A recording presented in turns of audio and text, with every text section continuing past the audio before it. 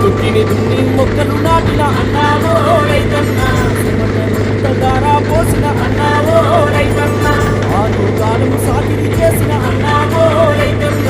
అన్నా బిడ్డను పెంచినట్టుగా అన్నావో రైతన్న రైతును పెంచుకున్నావన్నా అన్నావో రైతన్న పంట చేతికొచ్చిందా అని అన్నావో రైతన్న పండుగ చేసి మురిసినావు అన్నావో రైతన్న నడు నడు భలే భలే నడు నడు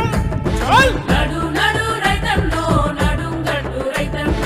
ఓడు దారిలో రైతన్నో పోదాం పద రైతన్న